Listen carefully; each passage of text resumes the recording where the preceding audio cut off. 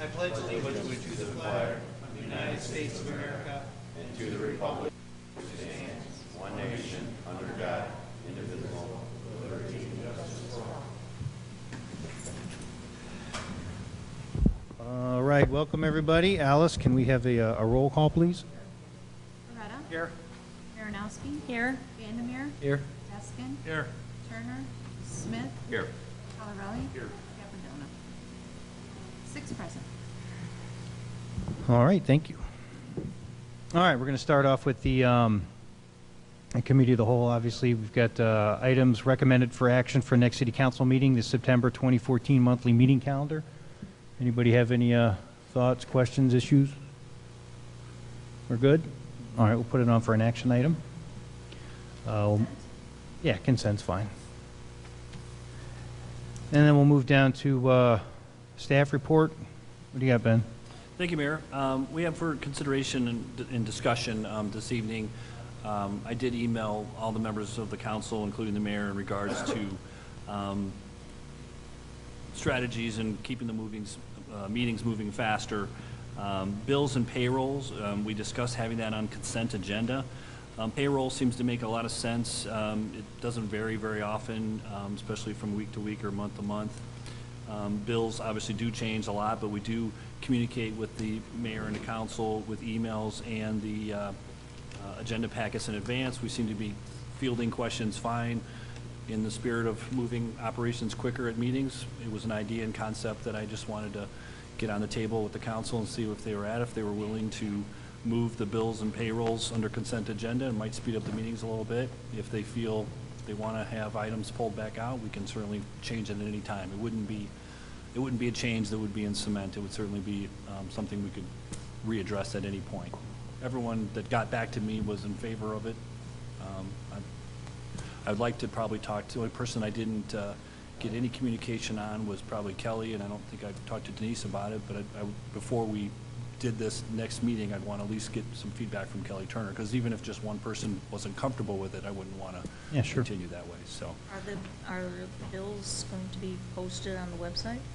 Yeah, oh yeah, everything would still be transpiring the way you get it now. The only thing that would be different is you wouldn't have a separate roll call vote for those 2 items.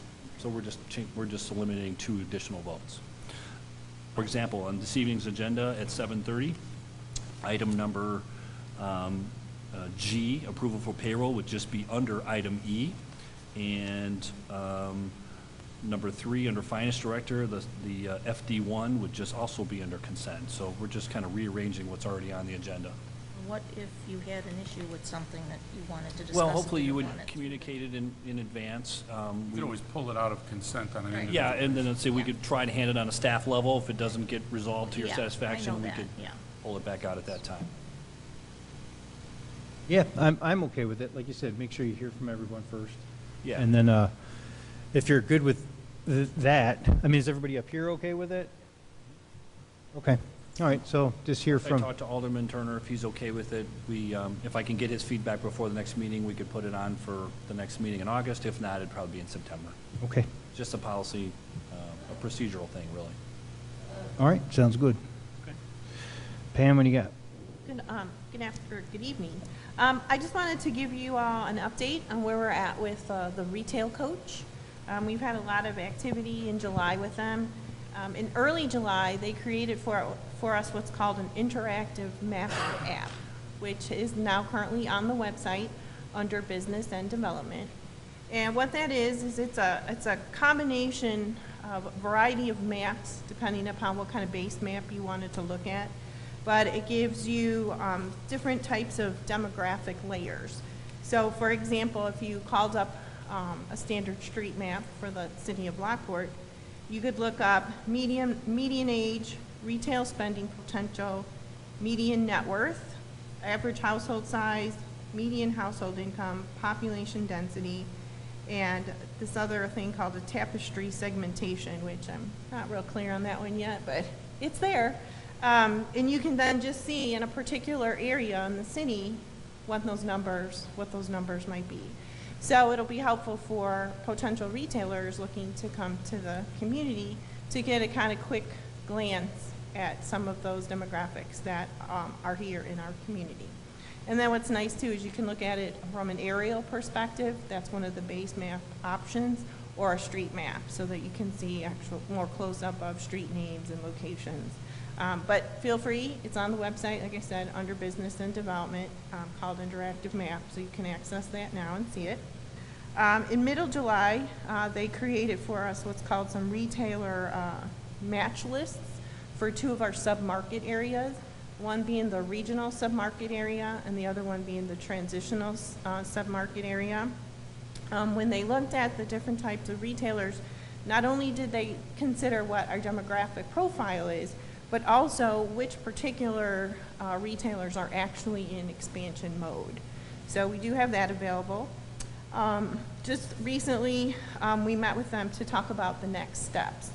They provided us a jump drive that included, now based on the match lists for the different sub-market areas, they actually provided feasibility studies for each of those on the match lists. I'm going through those right now. Each one's about 23 pages. What they want to do is start reaching out to these retailers, but they want to take that feasibility study and they want to kind of condense it down a little bit so that as they send it out and start interacting with the retailers, they don't have to rifle through pages and pages of information. It'll be very concise so that the information that these retailers are looking for will be readily accessible. So they're working on that right now, and figure that they should start reaching out within the next couple weeks. What they'll do is they'll be emailing this information out, and then they have a couple other staff people besides Kelly Kofer and Aaron Farmer who will also be assisting with this to make sure that when the information goes out, that in a certain period of time, they follow up with it to make sure that the people are getting it, and if there's any questions or how else they can help to encourage them to locate here in Lockport. Pam, you said it was on the website? Yes. It's active now? Yes, it's under Business and Development, Okay. and it's towards the bottom of the list. It's not its own click. You have to kind of follow. There's a list underneath one of the sections there called Interactive Mapping. Yep, got it. See it? Got it, thank you. So it's really interesting. So we're really excited. They're excited because they feel that they're really ahead of schedule. And so we're going to start getting, reaching out now to retailers sooner than what we thought. And you figure we got them now, until next April. So there's a lot of work that I think we can accomplish in these next few months. One of the other things, too, that they've been working on that, as I've talked to some outside brokers, whether it's Mid-America or Metro or CBRE, they've all agreed with and told me, well, they've agreed with each other, saying that one of the most important things we can have is a real clear-cut trade area map, which we haven't had. And basically it's what, you throw down in front of these retailers, and it says, this is our trade area. And then you have the logos of all the businesses that are in the surrounding areas and how long the commute times are. And you think all these retailers know this stuff, but they don't. And this is what the brokers tell me. It's like, look, they don't know everything. And another thing that they do is they'll put a dot in the middle of our city, by location, draw a circle around it and say that's our trade area, when in fact getting over that bridge, going west it's not really our trade area half the time, because a lot of us I'm not going over that bridge. It takes forever, and it takes forever to get back. And so truly, I one of the things that the retail coach did was kind of shift our trade area to what people actually do, as opposed to what it looks like as the bird flies or the crow flies. And so those are really important things, because I remember talking to Hobby Lobby, like, well, we have a Hobby Lobby over here, and I'm like, yeah, but it might as well be Australia, because nobody wants to drive all the way over that bridge down to Crest Hill. So those kind of things are very important, as I've talked to outside brokers. So they're well on track to putting a really good, strong trade area map together for us too. So we'll finally have really good information to go out there other than just our feelings. Right. And actually, if you recall from the last time I made the presentation, I told you that they had finalized it. That's actually on the website too. It's either before or after the interactive mapping, but it's a retail trade area map along with the gap analysis, which identifies where we're really short. So you're going to see a lot of high negative numbers because we have a lot of opportunity, and a lot of shortage. So that's when you look at those tables and you start to see those numbers when it says, you know, minus 98%, minus 80%. That means that that's how short we are, but we've got so much income that could accommodate if we had those types of businesses in the community. So we want to see those high numbers, but we want to work to get those numbers. Okay. Any other questions, thoughts? All right. Thanks, Pam. All right. Rolling along. Amy?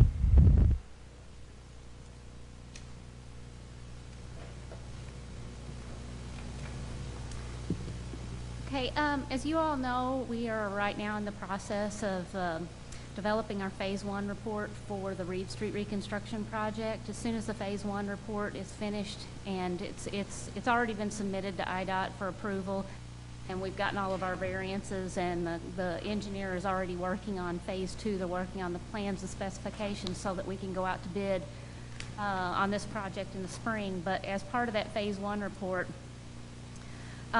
we had to justify the radiuses that were used in the design for the curvature of the road.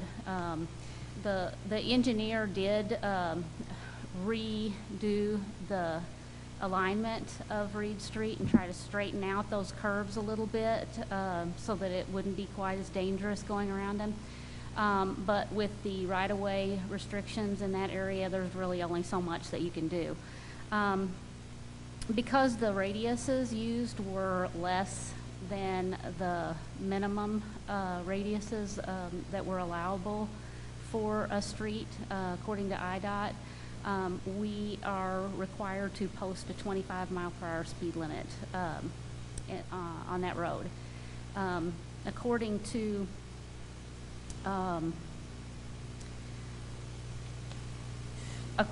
the state of Illinois policy for establishing posting speed limits, the statutory speed for all streets in urban districts is 30 miles per hour.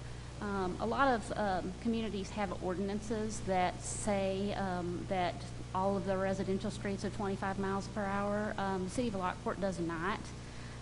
So we either have to post those with speed limit signs to make sure that people are only going 25 miles per hour, or we have to pass an ordinance. And in this case, just posting a sign isn't good enough for IDOT. They want us to actually pass an ordinance that states it. So this will be on the agenda for the next city council meeting for vote. Now, is this just for, because now I'm confused, is this just going to be an ordinance for Reed Street or for all residential streets? It is just going to be just for Reed Street. My only comment is I actually grew up on the corner on the curve at Putnam and Reed, and the house directly across the street from me. As you drive by, you will notice there aren't any trees in the parkway, because every tree that has ever been in the parkway has been hit. Back when I was 16 years old, a good friend of mine missed the curve and ended up on the front stoop of the house. And and my mother has complained about the speed of people going up and down Reed Street. I think this is a good idea. I don't think it's going to slow people down. I wish it would, and hopefully, and with that one curve, which would be the south. Well, you know what house I'm talking about. It's something to protect that house is going to have to be done there, and I don't know what it is. With a good road there, because the road is absolutely terrible there right now. With a good road there, it's just going to be really fast. Well, you need to keep in mind too that, I mean, the road's going to be reconstructed, so it's going to be in a lot better condition. There's also going to be B612 barrier curb all along that roadway too. So the chances of somebody jumping the curb, I mean, I guess if they're going really fast, but then you can't keep people from being stupid, so. So we don't have 30-mile-an-hour speed limit signs all over town, right? It's just... No, that's just the statutory speed for urban areas if people don't, if communities don't have another ordinance somewhere. So if a community, if we, for instance, said, hey, look, let's make this citywide a 25-mile-an-hour, then we'd have to put signs up everywhere because that's below what's normal for statutory. No, we wouldn't have to post signs everywhere. We would just pass an ordinance saying that all residential areas are listed 20. A lot of communities will say all residential areas and then actually list in their ordinance all the streets that, you know, so, because I think that unless you actually list them by name, there's a way that people can get out of tickets, I believe. Well, I get to see 80 calls this week, like, why can't you make my road 25 miles an hour? I mean, it's, how would everybody feel about that? I wouldn't have any problem with making it citywide 25 miles an Our hour. streets are already 25 Yeah. where I live. No, but as Darren said, you still have speeders. Yeah. You know, it's just, Regardless of whether we do it citywide or not at some point, or even the next city council meeting in conjunction with this, we still have to pass a separate yeah, resolution for Okay. Reed Street, so. all right. I thought that if there wasn't a posting, that the state law was that 30 miles is the speed limit. So that, That's what it says in my memo, yeah. so if all the streets were 25, they should have a 25-mile-an-hour sign, shouldn't they? Otherwise, people wouldn't know. If you have a citywide ordinance that says that But they're how 20. do people know that? I mean, people living here might know that, but other people wouldn't know that if it's not I posted. thought people were, Chief, or Deputy Chief, you could probably respond to this. I thought residents were responsible for knowing the ordinances of the city in which they're operating a vehicle, and therefore ignorance wouldn't be a Yes, but I'm excuse. talking about other people driving through. Oh, you mean like, so you're a visitor? It doesn't matter, while you're in the community. Okay. You know, just for clarification, you know, 95% of the streets right now are posted with 25-mile-an-hour speed zones. There's only a handful of streets, and those are your arterial roads that may have speed limits in excess of 25. Okay. So we do have signs up. All right. Well, We would want, if you did change something like that citywide, we'd want to do a pretty good branding campaign with it and Yeah. acknowledgement. And it would be a matter of enforcement and discretion on Okay. visitors. but- Well, I didn't want to open a can of worms, thinking out loud. So, yeah, I'm good with passing this. Is this something we can just make an action item then? Okay, we all good with that? Okay. I do have a question for Amy on a different subject, since we're going into new business, or after Joe has done with this. So am I? Joe Want to has talk now? Well, I have a question. I just got an email from somebody who lives on Wayland Street, okay? And they're all happy that the construction has started. However, they're concerned about going up and down the street and parking their cars. The request was, is there any way that we can go ahead and talk to the Park District so they could go ahead and use the Park District parking lot to park their cars for the next few weeks? We had that same request come into our office, and Bob Weir talked to the gentleman. And what I told Bob to tell him was that if they wanted to go down and ask the Park District if it was okay to park in the lot, and the Park District didn't have a problem with it, then I really don't care where they park. But us going and making a deal with the Park District and making the Park District give them parking spaces, I don't really like that idea. I mean, I can, if you guys want me to, I can go and approach the Park District. I don't think it's a good idea. Wayland Street, during construction, they can, the only time they won't be able to get in and out of their driveways is when we pour the curb, and during that time when the curb is poured and they can't get in and out of their driveways, they can park on the street right in front of the curb. So they can, you know, we've notified the police department that there's construction, they won't be getting tickets, they can park on the road right in front of their house. That wasn't the issue. It says every time the workers, as a car goes down the street, the workers have to stop and let residents pass, which causes major distractions to the workers, potentially leading to more penetration of possible penetration of electricity and or gas lines. So the request was to be able to see if we could contact the Park District. And where do they want to park? Just in the Park District, right in front of the, what is currently the offices there. During the day or No, overnight? overnight. Well, they couldn't have parked on the couldn't street they ask? overnight anyways, right? No, they can park overnight on the street now. They can during construction. construction. Oh, during construction, okay. Yeah, Yeah. and actually, really, the only time they should have to park on the street overnight during construction is when the curb is poured and it's wet. Right now, the contractor, I mean, there's a provision in the contract where the contractor has to maintain access to the residents At the end of every day, they have to be able to get in and out of their driveways, other than those 5 days while the curb is cured. So, Okay. I understand what you're saying. That the residents should go ahead and contact the park district on their own. if they feel like they need to park somewhere off of the street in order to stay out of the contractor's way, then they are more than welcome to contact the park district and Okay. find out if they can park in the park Okay. lot. I'll give them a call. I'll call the park district. I'm sure Sue McLevis is at home waiting on bated breath. Yes. See you on this one. Can you just send me an email to remind me with the street and where they want to park, and I'll give a call. Send it to you right now? All right. Okay.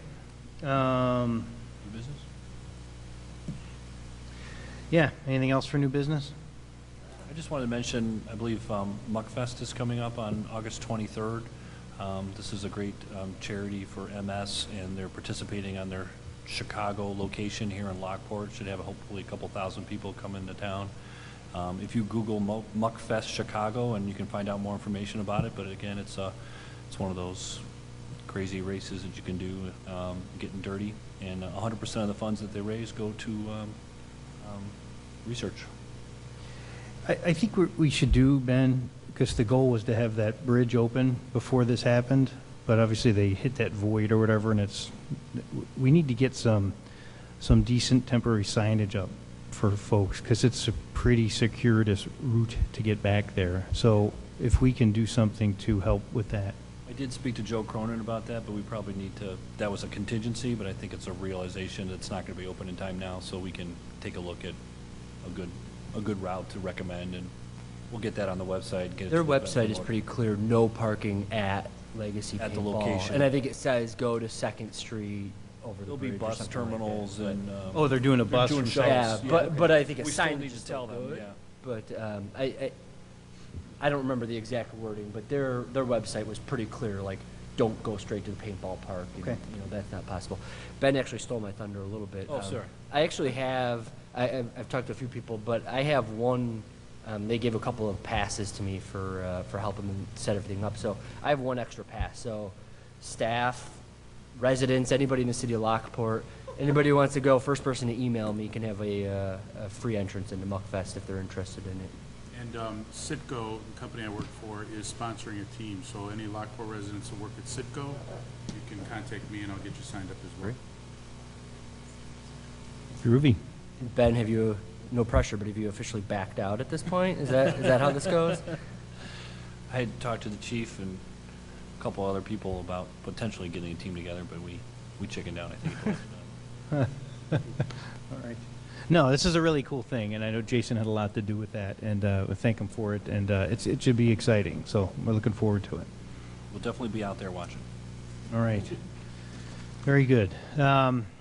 All right, can I have is it anything else? One thing, Mayor, just Yes, wanted to please. share an interesting experience. I took a family vacation. A lot of you followed us on Facebook. Long story short, I'll just make a couple quick comments about our experience. We went to a family wedding in Altoona, Pennsylvania, spent a few days over there, but we went north to Niagara Falls. Instead of staying overnight at Niagara Falls, we stayed overnight at a suburb called Lockport, New York. And we had a chance to spend Sunday night and most of Monday in Lockport, New York. And we called ahead of time. Catherine talked to the 4th Ward Alderman, our counterpart in Lockport, New York. He set up a tour between him and the mayor, and they gave us a tour of downtown Lockport. And I told many residents already, I felt like I was in a twilight zone because the two towns were so similar. You know, they have a lock, we have a lock, canal, their area canal, our canal, all for Western movement in the United States. But what I found really interesting, the similarities goes so deep. And again, I don't want to take too much time, but I'll give you one example. I was talking to the captain of the Lockport, New York Police Department, and I was picking his brain about their operations. I said, hey, do you have an 8-hour shift, 12-hour shift? He goes, yeah, we have a 12-hour shift. We just switched to a 12-hour shift. I go, really? I go, when did you switch? He said, January. I go, we switched in January. I mean, it's just an example of all the eerie similarities between the two towns. So I'll be talking to Dennis about our experience out in Lockport, New York. Bet you they didn't have a Have steampunk pictures? festival, though, did they? Yeah. Well, that's fun. That reminds me, our Asiago, Italy sister city thing is moving along. But Ben, you had that meeting when I was out last week with them. Yeah, we did a Skype conference call with some of our peers over in Asiago, Italy, and their council did approve the ordinance as we did. So we just need to get the signatures from both mayors and get it submitted to the Sister Cities program, and we'll officially be a sister city. And we'll be developing some programs and things with some of the residents that were behind this initiative, and we'll report back with whether it's, student exchanges or cultural exchanges or whatever it might be, so. Yeah, and I was talking with the Park District about, and they do overseas trips, and they organize them, and I thought, it might be cool to look at organizing overseas trips to Asiago, northern Italy, just to take advantage of it. So, yeah, anyways, it just reminded me of it, so. All right, well, if there's nothing else, I'll have a motion to adjourn Committee of the Whole. Make that motion. Second. All right, Alderman Deskin, seconded by Alderwoman Marinowski. All in favor? All right. What's that? Oh, okay. Well, we're going to have a Board of Local Improvements meeting, which is fine because City Council doesn't officially start till 7:30, so we're just going to take We're going to have it at the same time. Oh, okay. Well, then never mind. So you want me just to roll into City Council then? All right, then we'll do it that way. Okay. So we are now in City Council meeting. Got a roll call. We're all here. Same amount of people are here. Okay. Can I have a motion to have a consent agenda? I'll make that motion. Alderman Collarelli, seconded by Alderwoman Marinowski. All in favor? Aye. All right, so what we have on the consent agenda is approval of the regular city council meeting minutes from July 16th, the minutes of the committee of the whole from July 16th, and the special services area phases 3 and 5 in Lago Vista, ordinance 14020. So can I have a motion to pass? I'll make that motion.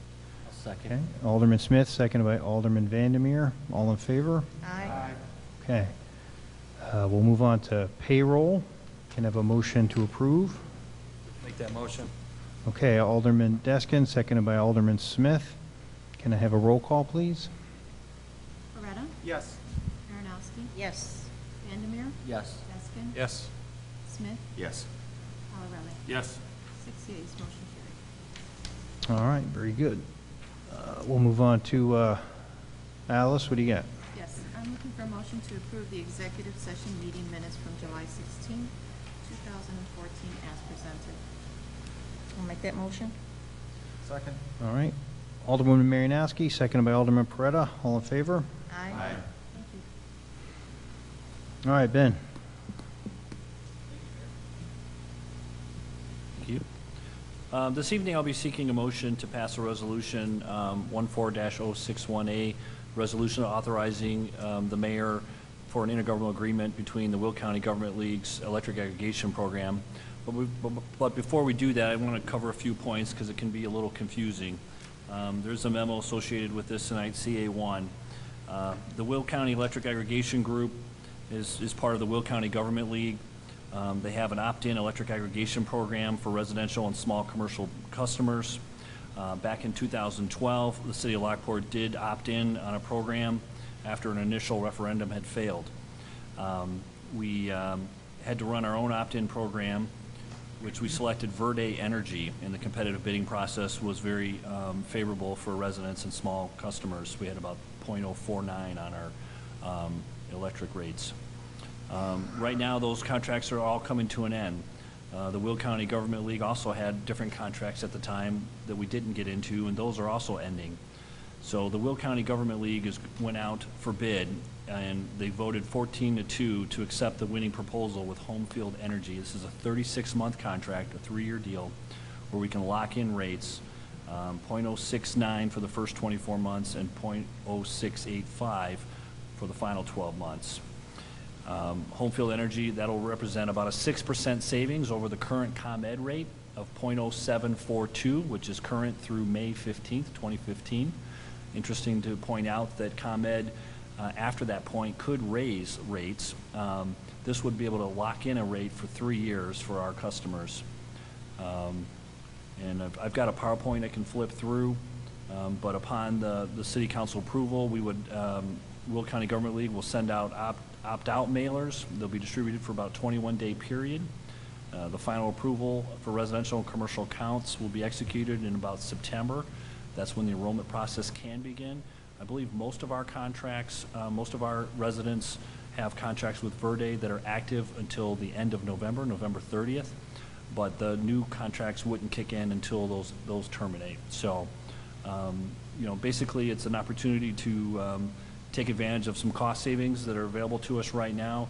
It's still a higher rate than they're paying currently, but they have to realize the market has completely changed in the last 3 years, and no communities are getting anything lower than what we've been able to achieve recently.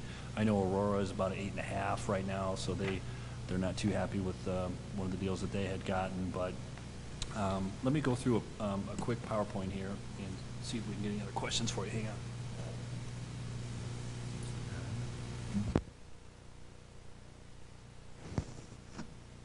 Daycott Energy is the company that handled the bid auction for us. Again, this is a 24-month program. It's a fixed price. 16 Will County communities that participated. That represents about 65,000 customers. Is that showing up on everybody's screen? Okay. They're projecting an overall savings of about $30 million for all of those residential customers. We had about 6 companies interested in bidding.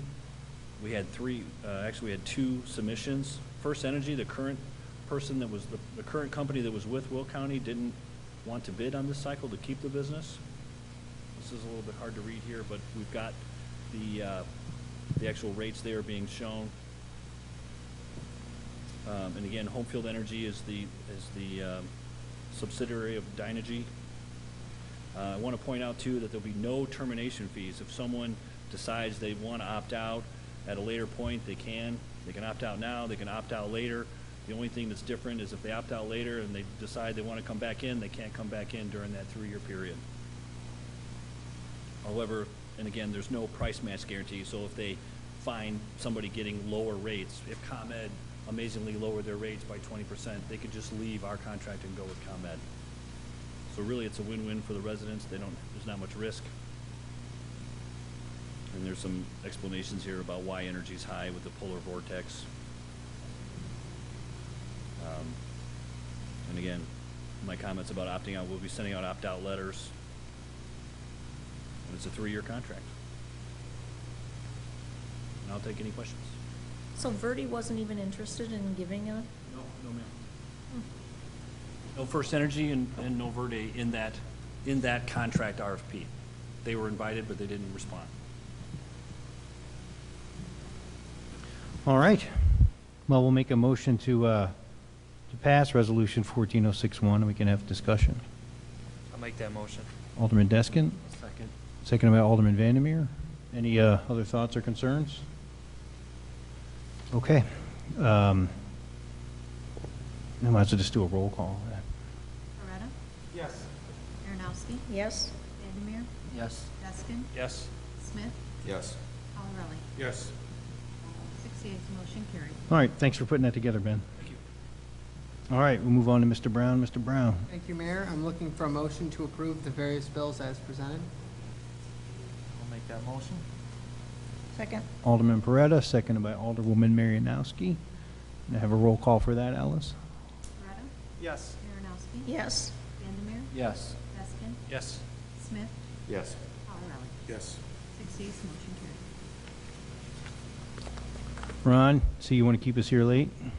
I just want to go in a recommendation to go to executive session. Mm-hmm. All right, thank you. Okay, no problem. Pam? Yes, this is a motion to approve the facade grant request in the amount of $5,981 for 928 South State Street, as well as another facade grant for 932 South State Street in the same amount. At the last committee of the whole meeting, staff presented the facade grant as requested by the applicant, which was to replace the windows both on the fronts and the backs of the building. However, after extensive discussion, it was determined that the windows would not be eligible for the grant. Therefore, staff was directed to work with the applicant and revise the request so that the window replacement would only be for the fronts, which is what is before you this evening. Based on the revised estimates for the front windows, the cost for both windows, both sets of windows to be replaced is $11,932 for a total of $23,864. Therefore, the grant request, based on what the maximum that is allowable for each property, would be $981 each for a total of $11,932. Due to the fiscal year, the work must be completed by December 31st in order to be eligible for reimbursement, and the city will not reimburse the property owner until evidence that the work is complete has been submitted. Staff is recommending approval of the request in the amount of $5,981 for each building, which is being half the cost of the improvements. I have questions. You haven't mentioned in here, and it had occurred to me after the last meeting, about the Dairy Queen, and they were already approved for up to $10,000. Our facade grant program is $20,000. First of all, I would like to know why the cost of the windows increased almost $2,800 a piece since, from the last meeting when we had an estimate. And since his estimate, the $11,000 would put us over the $20,000 that's allowed for facade grants. In the past, while I've been here, a facade grant program had so much money. The first applicants get, first come, first served, which would be Dairy Queen, because they were here last February, and give them the 10, so that leaves under 10 in the facade grant program, which would have covered his windows in the original estimate. But we never went over, it was like whatever's left is what's available. So There's a little gray area there, and if you don't mind, let me chime in a little bit, because Pam talked to me about this early on in the process as we try to allocate those funds for the different petitioners. And we try to use a first come, first serve. And we talked about the potential for something like this happening and what do we do. And again, most budget line items are as long as the overall program request for her department doesn't go over, we're okay. So if she wants to sacrifice marketing or advertising something by $2,000 less on a contract to make up for the overage, that I said that was okay with me. But if this is something that you guys want to try to, have us relook at, we can certainly do that. But I certainly understand the point that, we budget for $20,000. We've done different amounts over different years. We would love to do more if we could, but we do try to set those parameters and try to stick to them. But when she brought this case to me and we talked about the Dairy Queen, and there was, some pulling and tugging back and forth between the Dairy Queen because of the size of the sign, but we just felt it was for the betterment of the community and the look of our corridor that we were willing to kind of go that extra 5 or 10% to make this happen for that petitioner.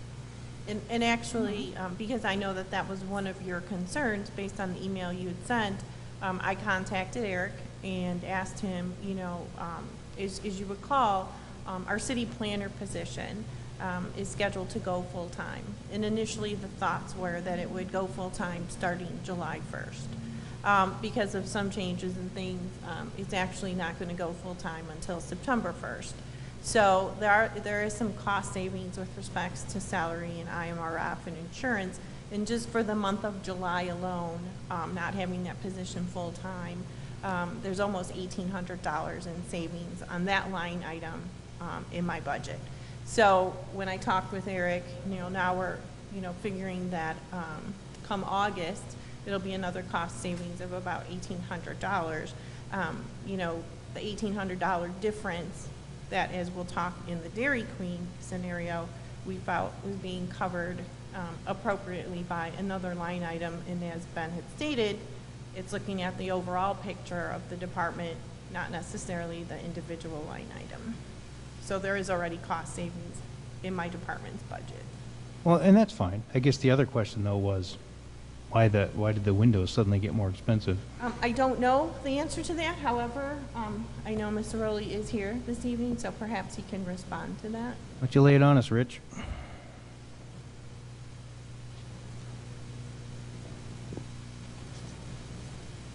How you doing, Council? When I went back to the contractor, I said, hey, I need another estimate and all that. He says, well, it's gonna cost more money. I said, well, I don't care, just put it on paper and I'll run it before them and see whatever they say. I said, why is it gonna cost money? He says, because he's made up a bunch of stuff, it is what it is. So then I said, well, just put it on paper and I'll run it through them and see what they say. So if you tell them we're not happy that it's more expensive, are you going to push back a little for us? I can push back, sure I can. Okay. My other concern is that even if you say, this is a program that was set up with a budget. If we make this exception now, it's going to become a precedent for other people, coming in, and then where does it end? When your department doesn't have the extra funds. I'm just not comfortable going over the budgeted amount. Well, and there's another talking point for you, Rich. It's like, look, man, I'm going over budget with this stuff with the council. I can't get the money. So you're going to have to come down on your window prices. So use that for a talking point. Get the guy to come down a little bit, because it seemed like a pretty big jump that I'm not excited about. We only have 20 grand in the kitty for it, so this will put it over. So that gives you another reason why you can push back with the guy. Does that make sense? Makes sense to me. I think he just needs to add greater detail to the reasons why. He can't just throw out technical terms or what have you. I'm sure if he were here, he would be able to offer it. I'm not that kind of contractor, so I don't know. He could probably stand on his own 2 feet and say, this is why, and it might be reasonable. Us sitting here in this room without him in front of us, it's not very fair. Yeah, I'd like to see a more detailed explanation. Yeah, I just don't like when contractors think it's monopoly money because it's coming from us, So, all right. Well, there, you have a good excuse to push back us. It's out of the budget now, and just because we're asking. Okay. All right. The other, comment I wanted to make on the going over the budget too is certainly it's not something we want to set a precedent for, and so she makes a good comment. I think the reason I was trying to do that or okay that was that I think the Dairy Queen applicant was actually talking, as we say, first. So I guess I'm okay if we're going to ask the petitioner for the windows to go back, and if we want to lower that one below our 20,000 threshold, I think that would be appropriate, that the Dairy Queen amount should be held as they were kind of in line first. And if we need to revise this other petition based on the response from the window vendor or other window vendors, then we can hold the line at 20,000. I have a question. Did we meet our budget for the last fiscal year for the, do we meet our $20,000 a year ago? Through June 30th? So there isn't any carryover? Yes, when we had surplus left because we only had one request, and that was for Vince Martinez building, which he did repainting on, but that was the only request that we had for the first 6 months of 2014. And so, but that money doesn't carry over. It's just facade grant money that didn't get used. But now for the stub budget, we had 20,000 put aside, and because of the more active interest in the facade grant program and only having the ability to do 2 full $10,000 amounts, that's what kind of put us in this position. But obviously with us getting ready to negotiate for our budget for 2015, we will be working more closely with the finance department to make sure that we can strike a balance for perhaps maybe an additional facade grant opportunity, or maybe 2, depending upon how many more requests we get from now until the end of the year. Can I say the Dairy Queen came in about February, which was the last 6 months of last year of that budget. So, and that's when it was approved. No, it wasn't approved. What happened was, is when, in February, it was because of the Dairy Queen's request that staff brought before the council to increase the amount right, from from 5 to 10,000. Right. But Dairy Queen had not formally made an application, because when she did attempt to make an application, she was advised that the signage was non-conforming. And one of the requirements for the facade grant program is that you had compliant signage. So because that added an additional cost to her overall program for the facade concept, we worked with her for several months on getting the application materials in, reviewing it. We had to make some changes to some of the facade proposal. We had to wait for some changes for the signage. So it was informally discussed at the time that we raised the amount from 5 to 10, but it wasn't an official committee of the whole discussion because a completed application had been made. It was us trying to, we're trying to help her in the future. Pardon? Has a completed application been made? It has been made, yes. Okay. Yes. If you look at page 139 of 211 in your PDF this evening, you'll see a couple pictures of signs. Part of the discussion was the petitioner was hoping to keep her old marquee shape and sign, but that doesn't Right, I currently. remember all that. Remember the That's- discussions on that? Okay. I want to stay on this topic here. Sure. Okay? In order to keep in budget, and we could amend the motion to allow $5,000 for 928 South State and $5,000 for 932 South State, and just be done with it, then you're going to have to come up with $1,932. It's true. That was my thought too. I think we had two different dialogues. We're saying keep in the budget, but yet let's hear what the guy has to offer. I think we need to say we're either staying in the budget or we're not. I think we need to be Okay. clear on that. All right. So I will amend the motion to request, is that the right word, request? Amend the motion to allow $5,000 for 928 South State and $5,000 for 932 South State for a grand total of $10,000.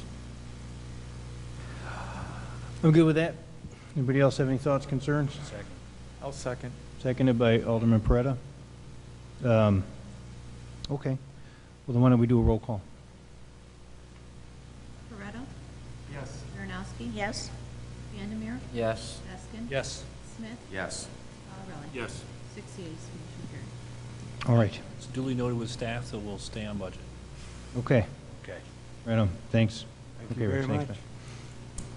All right, and then next one is we need a motion to approve the facade grant for 10K for 958 East 9th Street. I'll make the motion. Alderman Vandermeer, seconded by Alderman or Alderwoman Marinowski. Can I have a roll call for that, please? Corretto? Yes. Marinowski? Yes. Vandermeer? Yes. Peskin? Yes. Smith? Yes. Colorelli? Yes. 6 yeas, motion carried. All right. Move on to Amy.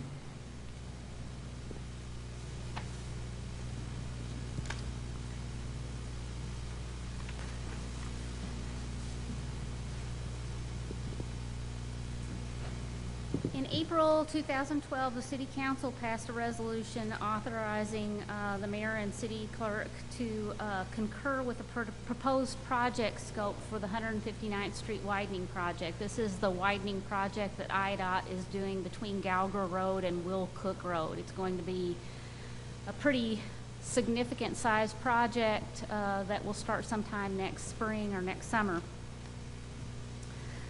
The only portion that's in the city limits, however, and I meant to put a map in the packet for this, but I forgot.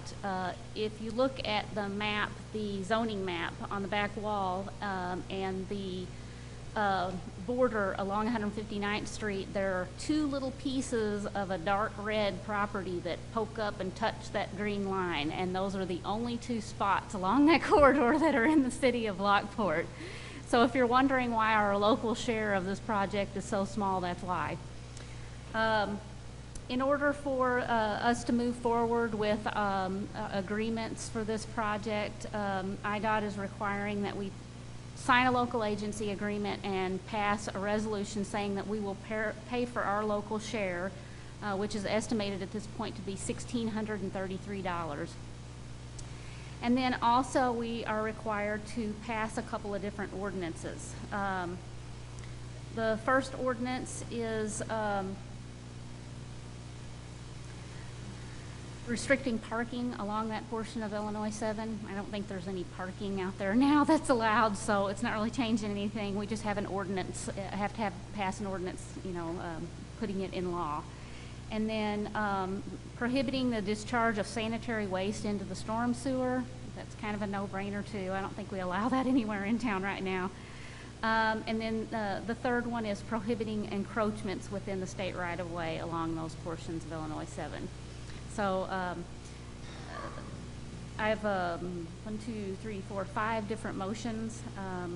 The first is to authorize the mayor and city staff to authorize to execute the local agency agreement for the improvement to Illinois Route 7. Okay. Motion? I'll make the motion. Second.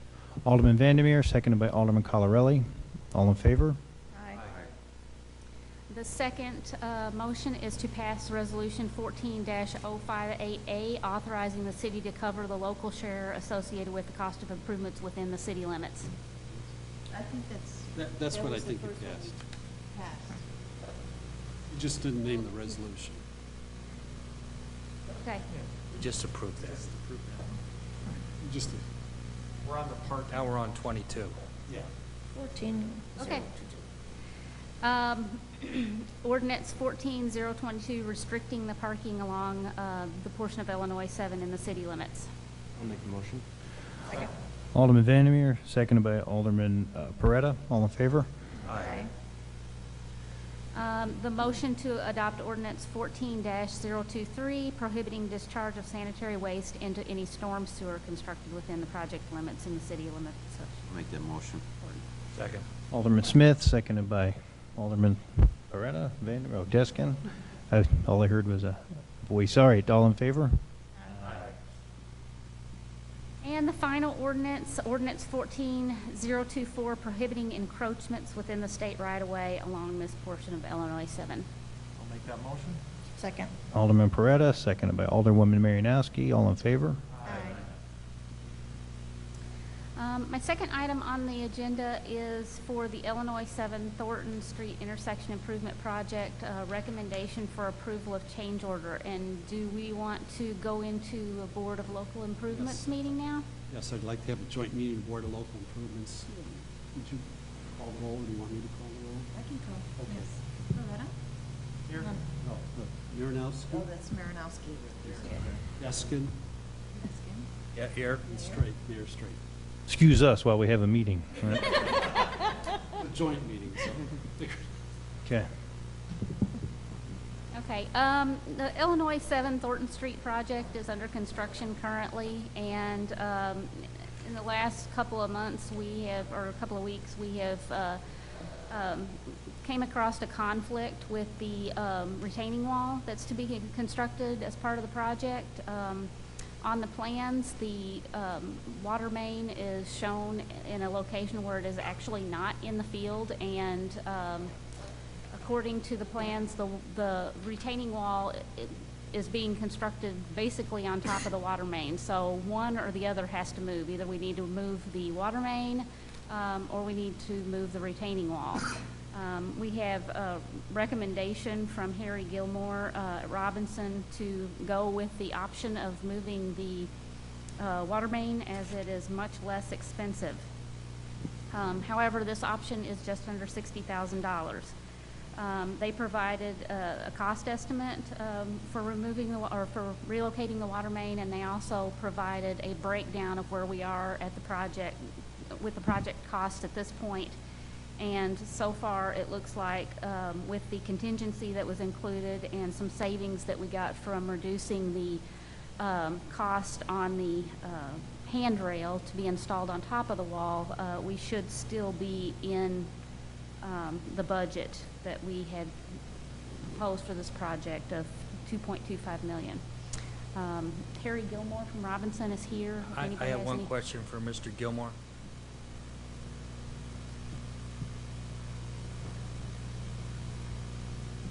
Under the options, option number 1, subsection F, it says steel beams for the south wall have already been cut, painted, made ready for construction, likely necessitating restocking cost for the contractor city. So my question to you is, what was confusing to me, it seems like that paragraph or that sentence would have been better in number the second option. Explain the reason why we should go with option 2. Yeah, I guess that was a negative as part of option 1. It was just pointing out that that would be a part of that cost. Part of option 1, if we would move the retaining wall, because all the materials were ordered based on the planned location of the water main, there would be an additional cost incurred for reordering and restocking the steel. Okay, so because of the beams were already been cut, you are then recommending that we go with option number 2, which is shifting, the water main needs to be shifted plus or minus 3 feet. Your recommendation is option number 2. Number 2, correct. Okay, and is that concurred with Amy and Ben? Yes. Okay, good enough for me then. I just want to point out the steel ordering, that was just a minor part of the reason for not going with that option. There's more, you said there's other reasons in there. That was just one of many. Okay. Harry, what's the new completion date estimated at? We're looking at the end of October. Even with this delay now, it's probably, we're still looking at October 30th is what we're looking at. Okay. Which means everything, pavement and all that should still be done. Okay. All right. I know it's oftentimes asked questions, all the materials for this traffic signaling equipment, which historically has a long lead time for ordering, that equipment's all available. So that's a delay, which often happens in a traffic signal job, will not occur on this one. Okay. Thanks, Harry. All right. So I'm looking for a motion to pass resolution. Maybe the Board of Local Improvements should make a motion themselves to authorize the change order Okay. to relocate the 220 feet of 16-inch water main for approximately $60,000. And then, because there's so much city money involved, I thought it was necessary the council should vote as well. So we'll take the motion to the board, and then we'll take the motion on the resolution. Okay. I'll make a motion to accept the proposal number 2 from Robinson Engineering to move the water main plus or minus, 7 feet? Is that what it says in here? 20 feet, yeah. And at a cost of approximately $60,000 additional to the original estimate. I second. Okay. Both in favor? Aye. Yeah. All right. So now we jump out. Resolution 14061 Yeah. is the city council. Okay. So now I'm looking for a motion from the whole council for the passage of 14061. I make that motion. I'll second. Okay. Any discussion? Okay. Can I have a roll call, please, Alice? Coretta? Yes. Marinowski? Yes. Vandermeer? Yes. Peskin? Yes. Smith? Yes. Colorado? Yes. 6 yeas, motion carried. Big Joe. Mayor, if you want to just make a motion to close the Board of Local. Yes, our meeting within a meeting. Yes, I'll make a motion to close the Board of Local Improvements. I'll make that motion. Second? All right. All in favor? Aye. All right. Under Public Works 1, I'm looking for a motion to approve Resolution 14-057 to authorize the purchase of a 2014 Elgin Pelican street sweeper from Standard Equipment through the Suburban Purchasing Cooperative. The original price was $189,513, plus we had 2 trade-ins on our 1998 and our 2007 sweeper. They're giving us $24,000 for the 2007 and $1,500 for the 1998. which the final balance due would be $164,013. It was approved under capital outlay in the stub year budget, and this purchase was budgeted at $195,000, and it came in at $30,987 under budget. Very good. All right. Quickly. Oh, yeah. You in a motion? I'll make a motion. I'll second. All right. Discussion? Just to be clear, and I think from Ben's email earlier that this is the case, but we are trading in 2 sweepers. One's non-functional, so we're not going to be required to buy another sweeper soon. Right, or and the are we? reason, if you look at, I mean, the estimated useful life, we usually say 10 years probably on the sweeper. The reason, I mean, we're getting 24,000 back. This one's 7, almost 8 years old. We're getting more back on the trade-in by trading it in now versus trading it in when it's 10 years old. Okay, I have a question. The resolution that we have in our packet, 14-057, has the price of the $189,530. Was the resolution I amended? did, that was my fault, if I can interject. I didn't get the prices back from Standard, and I Okay. believe that was put in your packet.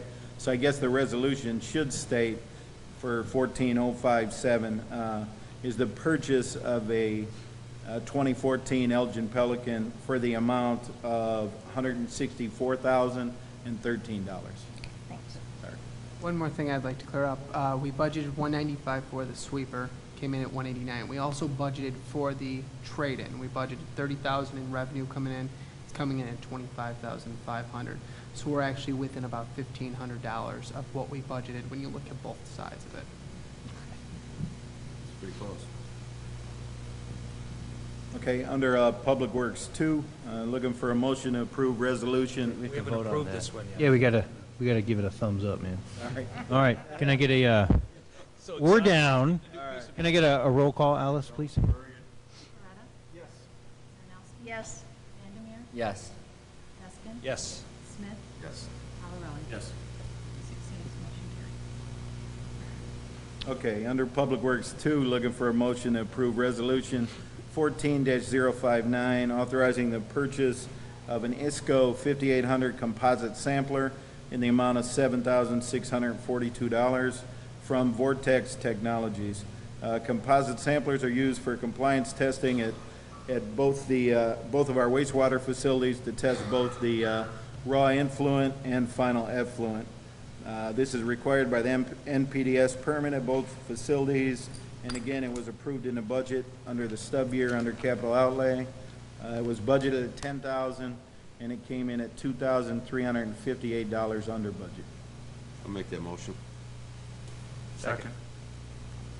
Okay, did you get that, Alice? Yes, I did. Okay, have a roll call, please? Coretta? Yes. Marinowski? Yes. Vandermeer? Yes. Peskin? Yes. Colorado? And Smith? Yes. Yes. Okay, Public Works 3, looking for a motion to approve resolution 14-060, authorizing the purchase of 2 influent submersible pumps for the Bonnie Bray sewage treatment plant and the Lockport Heights lift station. The Bonnie Bray pump will be from Grundfos at $26,875, and the lift station at Lockport Heights from Vaughn at $21,170. It'll help increase the pumping capacity at these facilities while allowing the older pumps to be serviced and have as spares. With this purchase, the ongoing repair and replacement program will be complete for Bonnie Bray and Lockport Heights, meaning over the last 3 fiscal years, we have replaced 3 pumps at both major facilities and now have 3 spares also. Again, it was budgeted under capital outlay at $80,000, sorry. And it came in at $48,045, which is $31,955 under budget. Cool. All right, who wants to make the motion? I'll make that motion. Alderwoman Marinowski, seconded by Alderman Peretta. Roll call, please. Coretta? Yes. Marinowski? Yes. Vandermeer? I'm going to abstain because this may pertain to my employer. Do we have enough people here? We have 5. Okay. You can vote too. Yep. Peskin? Yes.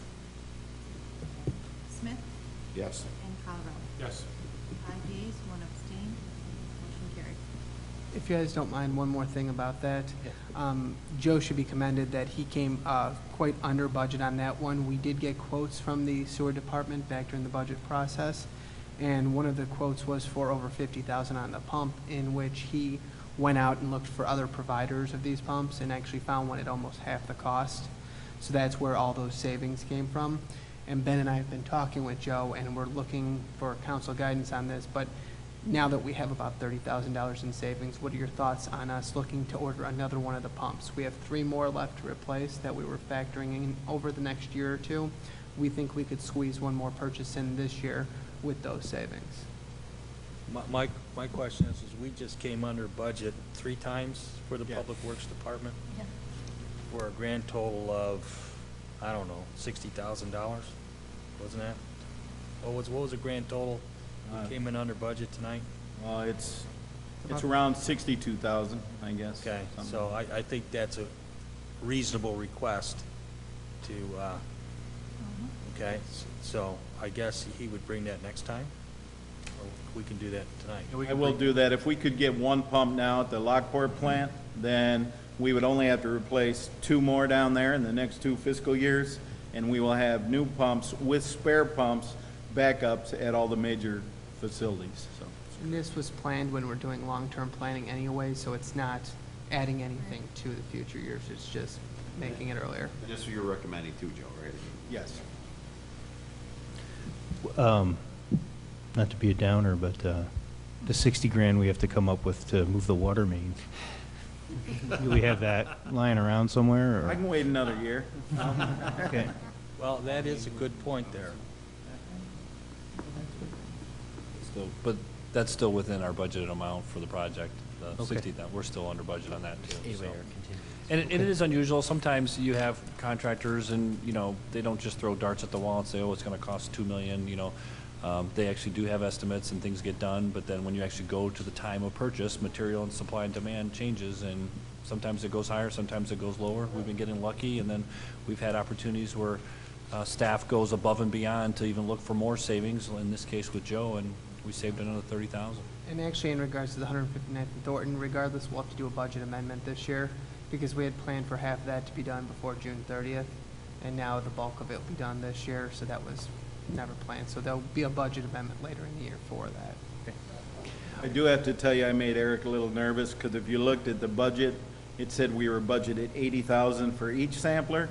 So when I came up with the amount of 40-some thousand, I thought I had 150,000 more, but he corrected me real quick.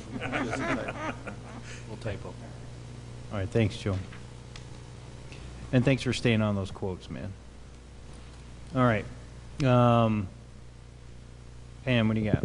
Yes, this relates to PZC case 2014-008. It's the St. John the Evangelist Episcopal Church at 312 East 11th Street. If you recall, at the last committee of the whole meeting on July 16th, this was presented to the council for consideration and discussion. We were then directed that this item would be placed on tonight's agenda. However, the church still needs to make some revisions to the site plans before we can have the council take formal action.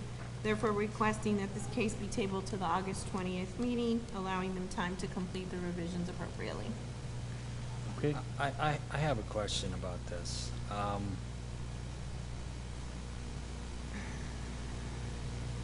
Why, if they go ahead and present everything that was requested by staff and Plan and Zoning Commission, and all they're really presenting is blueprints for a building, why is it even coming before the city council? Because it's a site plan approval, and therefore it required final action by the council. According to our local ordinance, you have the ultimate authority on this one. I know it's rare, but there it is. All right, a motion to table? Make a motion. Second.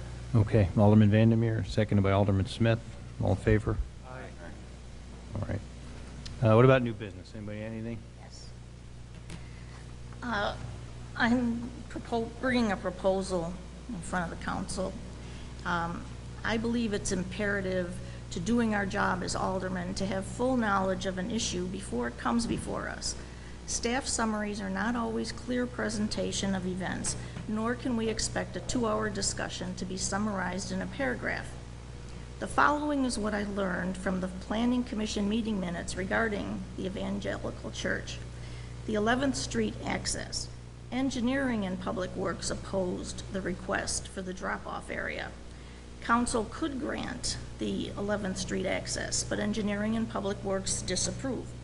Something to do with paved areas across parkways. And it's my understanding that that is the section that was before the council, that the council had any control over.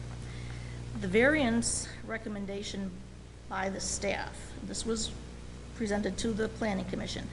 The staff did not see any hardship that would qualify for a variance.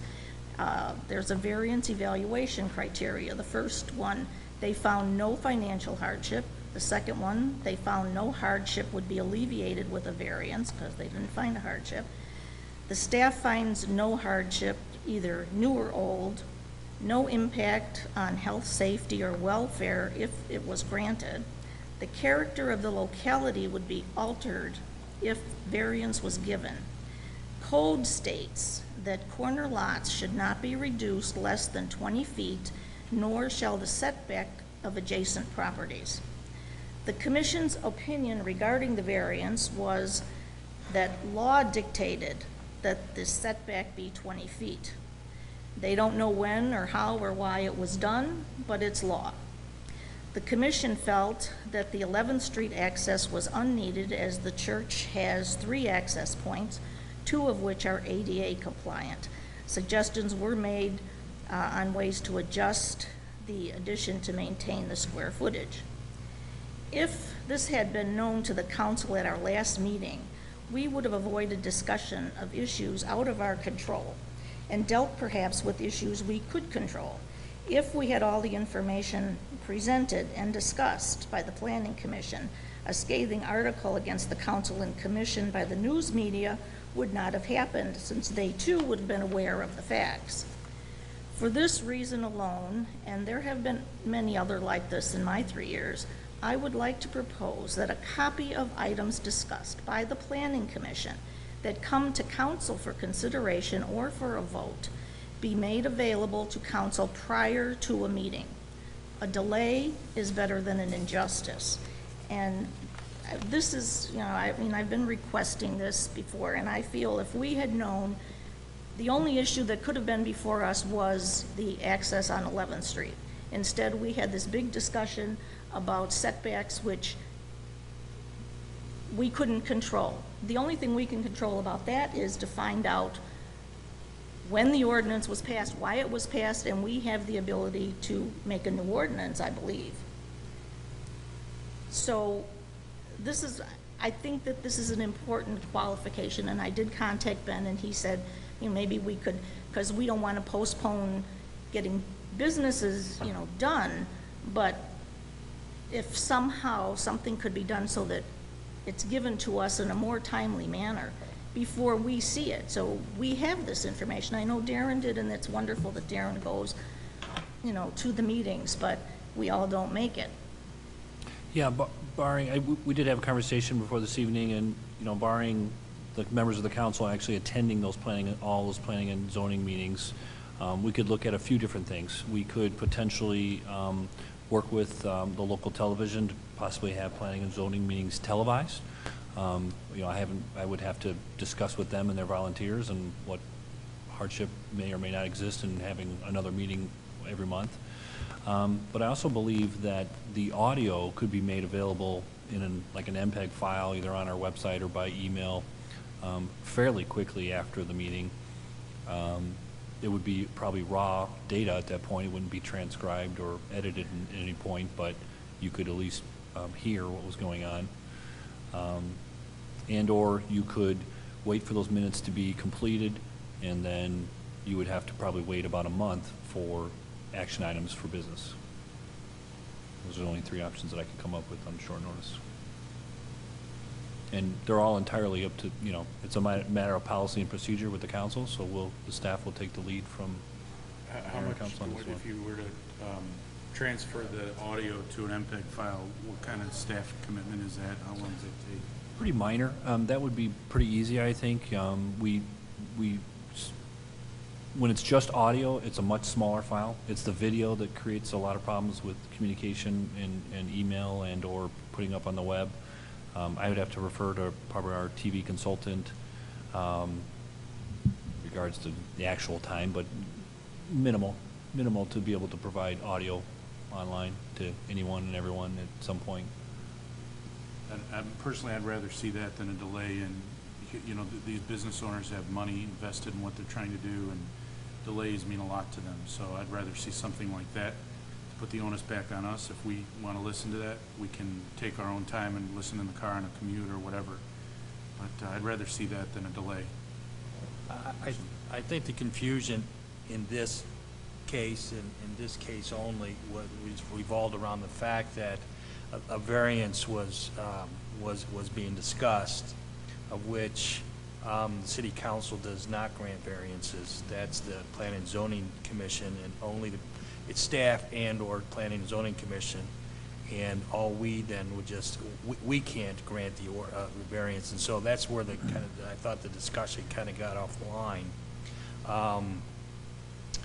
I do believe that within the variance was also this access off of 11th Street, which for no other term, let's just, it's just a parking, a paved area in the city's parkway. And since, it is policy, since we, in the older section of town, where they have paved areas within parkways that in many cases are abused by people, that those are gradually going to be eliminated as the improvements on the roads happen, okay? And I guess I think that's the basis behind why the 11th Street thing, where the access was denied there, which I fully agreed with at the time, but I thought that was also a variance being requested there, but I agree with Denise, to give the information to council in a more timely manner is the wrong expression, but, I think oftentimes their input is necessary for our understanding of what's going on and to judge, what we can and can't do. And like I said, there was a whole discussion of something that was totally out of our control anyway.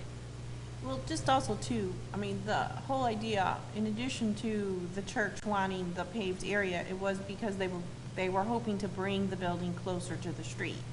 Once the variance did get denied, they were really kind of not interested in having it anymore, because it really was no purpose, because the building wasn't going to be brought closer to the street. So that's where the two of them kind of tied in together. Right, but then the commission also stated that there is a code that states that corner lots, which this is, should not be reduced to less than 20 feet. So there's like a double whammy there for the church as far as, and they made up, when the point was brought up about the other church across the street or something that was practically on top of the sidewalk, but that's been there since almost the beginning of time, so we couldn't, that can't be forced back. Well, I think, aside from the specifics with the Episcopal Church, getting the information to us, I hate sending signals out there that say, oh man, when you do business in Lockport, it's going to take you X amount of weeks to get minutes so that the council can approve. And I understand we can't all make these planning commission meetings. With the technology, I can't imagine why we can't, get these things videotaped, put online, or even if it's just audio. But I can't even imagine why we can't do this visually. You should talk to Kathy, see what they can come up with as far as getting these things so we can watch them when we need to. Something contentious comes up or something that's, The video, if we can find the staffing for the studio to be there during those meetings, that's one component. The second would be the availability of watching that tape at a tape delayed time on TV. And of course, our goal with transparency with the city is that eventually we'll have those available online as part of our new website launch, and we are working with the web provider and creating the right formats, whether it's YouTube or some media player to put on the website that allows these files to be played. Well, and that's where I think it should go. Waiting for like, oh, it's going to be on at 2 a.m. on, LCTV is not going to work. It needs to be accessible when we can get online. Sure. So. And it could start with the audio automatically and then be video as soon as we can do that. The audio is fine, that's pretty much what we get it, when we're reading it, it's what the audio was, so. Yeah. I mean, while we're even in the process of trying to find the video solution, we can probably get the audio up All pretty right, quick. so how do we feel about that? We start with our audio, we should be able to get that up right away. I'd like that. All Well, right. just so that you're aware, is that during the meeting, there is no actual audio. We have a court reporter. So if we're going to do the audio. Where do we do the, they're not here, they're at the, They're here. Yeah, the court reporter. System is here. not turned on. There's, Right, it's a that's correct. transcribing court reporter. That's why Correct. the time delay, okay. it's a little bit of a different process. And I don't know, Ron, if that's a legal thing we could change? No, or- the planning committee, the members were very concerned about some of the issues and questions that went before the planning commission, and our planner was usually taking minutes. It would take the planner about 6 or 7 hours to do the handwritten minutes, and they weren't necessarily verbatim, so it was felt that the court reporter should do it. And that's the only reason there is a court reporter. I mean, it may seem kind of unusual, but because of the specificity, I think now required by the planning commission as to what transpired at the meeting, it's not as easy as just a lengthy discussion ensued. I think it's what, Verbatim, 40 page transcript. So they want the questions and their thoughts shown, and so that's why we went to the court reporter. So if we did this video, it would technically be different than the actual minutes you receive, but I think you would get the spirit of what Denise is trying to get to, which is you would understand some of the arguments or be able to listen in or see them.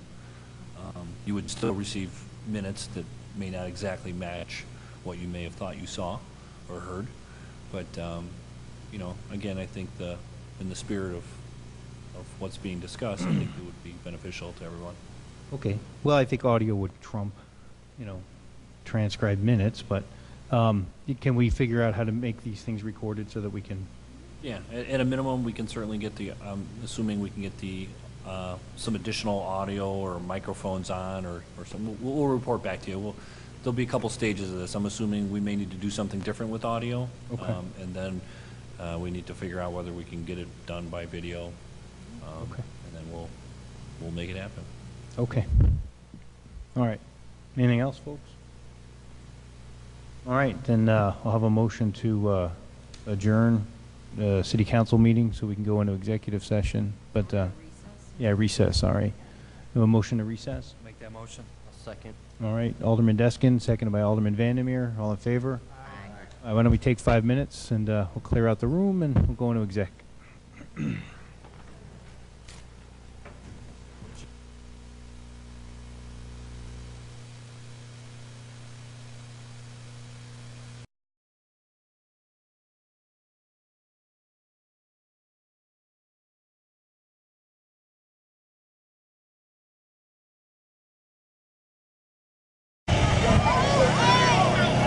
Negative, they advised that they paged a key holder, but they didn't have one responding.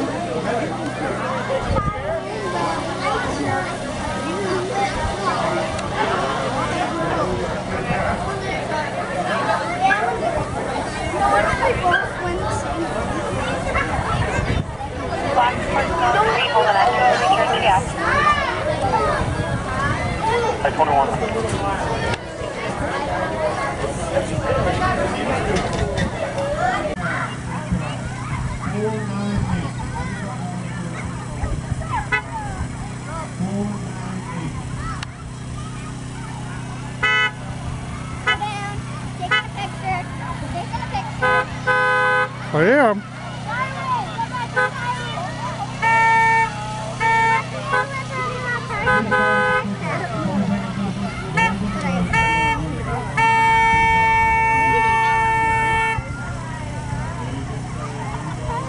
Oh, you want to touch the top?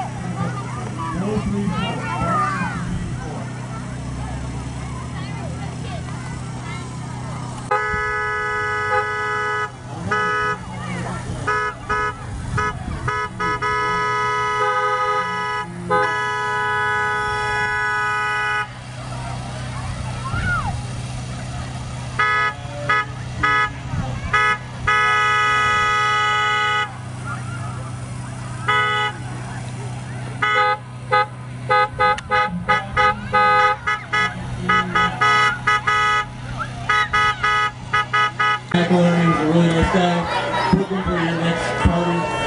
Thank you very much.